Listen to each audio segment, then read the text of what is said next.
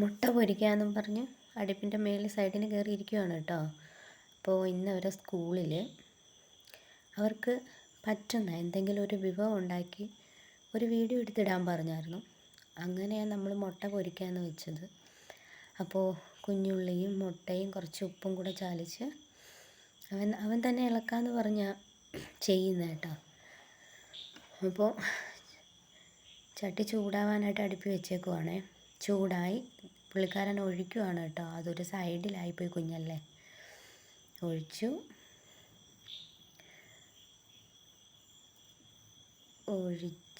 തിരിച്ച് പാത്രമൊക്കെ വെച്ചിട്ട് എന്നോട് പറയൂ അതിന് വേവട്ടെ, വെന്തിട്ട് കഴിക്കാമെന്ന് പറയുക കേട്ടോ.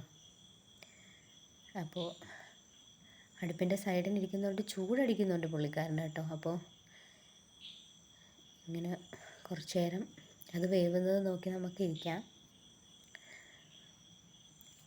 എന്നോട് കാര്യമൊക്കെ പറയുന്നുണ്ട്. അപ്പോൾ ഞാൻ വിചാരിച്ചൊന്ന് സൈഡിലോട്ട് നീക്കിയിടാം, കാരണം അയാൾക്ക് തിരിച്ചിടുമ്പോൾ ചിലപ്പോൾ വെളിയിൽ പോയാലോ എന്ന് വെച്ചാൽ ഞാനൊന്ന് അങ്ങോട്ട് നീക്കി വെച്ചത്. എന്തൊക്കെ കാര്യങ്ങൾ എന്നോട് പറയുന്നുണ്ട്. എന്ത് നല്ല ശരിയാ, മറിച്ചിടാറായോ എന്നൊക്കെ ചോദിക്കുവാണ്. മറിച്ചിടാൻ പോവുകയാണ് കേട്ടോ.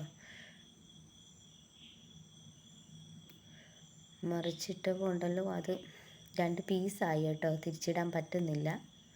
എങ്കിലും അയാൾക്ക് പറ്റുന്ന രീതിയിൽ അയാൾ തിരിച്ചിട്ടു. പിന്നെ ഞാനും വിചാരിച്ച് തിരിച്ചിട്ട് കൊടുക്കാമെന്ന്. നല്ല ചൂട്, തീയുടെ നല്ല ചൂടടിക്കുന്നുണ്ട് കൈക്ക്. പക്ഷെ അത് തിരിഞ്ഞ് വരാത്തതുകൊണ്ട് പിന്നെ ചെറിയൊരു ഭാഗം ഉണ്ടായിരുന്നു തിരിയാൻ, അതെടുത്ത് തിരിച്ചിട്ടു കേട്ടോ. കാര്യങ്ങളൊക്കെ പറയുന്നുണ്ട് കണ്ടോ, കാര്യങ്ങളൊക്കെ പറയുന്നുണ്ട്. അവൻ്റെ സ്കൂളിലെ കാര്യങ്ങളൊക്കെ ആട്ടോ പറയുന്നേ. ടീച്ചറിന് വീഡിയോ അയച്ചിട്ട് കൊടുക്കണം അമ്മേ, മറക്കരുത് എന്നൊക്കെ പറയുന്നേ.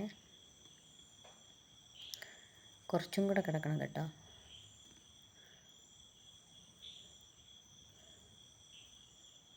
കുഞ്ഞ് തീയൊക്കെ ഒന്ന് വെളിയിലോട്ട് പോയ കുഞ്ഞ് വിറകൊക്കെ നീക്കിയിട്ട് കൊടുക്കുവാണേ. അന്നേരം ചെറുതായിട്ട് പുക വന്നു കേട്ടോ. അത് വെന്തോ അമ്മ എടുക്കാറായോ എന്നൊക്കെ ചോദിക്കുക. തീ കണലുണ്ട്, ഇപ്പം വേവൂന്നൊക്കെ പറയുവാണേ. അന്നേരത്തേക്കും കാലും ചൊറിഞ്ഞു.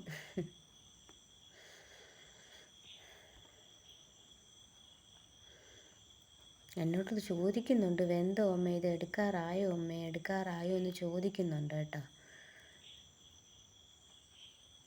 ചോദിക്കുന്നുണ്ട്. പിന്നെ തിരിച്ചിട്ട് കൊടുത്തപ്പോൾ ബാക്കി ആ മുറിഞ്ഞ ഭാഗം തിരിച്ചിങ്ങി അറ്റത്ത് വന്നു. അത് എന്തോ ഭാഗ്യം കൊണ്ടാണ് വെളിയിലോട്ട് പോവാത്തത്. വെളിയിലോട്ട് പോയിരുന്നെങ്കിൽ പുള്ളിക്കാരൻ എന്നെ അടുപ്പിൻ്റെ അവിടെ നിന്ന് ഓട്ടിച്ച് ഇനിയൊന്നും അമ്മ ചെയ്യണ്ടെന്ന് പറയുമായിരുന്നു. ഒന്നും പറഞ്ഞില്ല.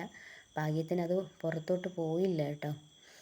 അപ്പോൾ അവൻ തന്നെ പറഞ്ഞു, അവൻ തന്നെ എടുക്കാമെന്ന്. ഉണ്ടോ, എടുക്കാനൊക്കെ ശ്രമിക്കുന്നുണ്ട്. കൈയൊക്കെ കൊണ്ട് വെക്കും. ഞാൻ പറഞ്ഞു കൈ വെക്കരുത്, ചൂടാണ്. അപ്പോൾ തിരിച്ച് എന്തോ ഞാൻ പാത്രം സൈഡിലോട്ട് നീക്കി വെച്ചിരുന്നു കേട്ടോ. തറയിൽ പോയാലും. ഇനിയിപ്പോൾ അതെടുത്തു. ഇനി കഴിക്കാനായിട്ട് ചാടും കേട്ടോ. ബൈ ബൈയും പറഞ്ഞു.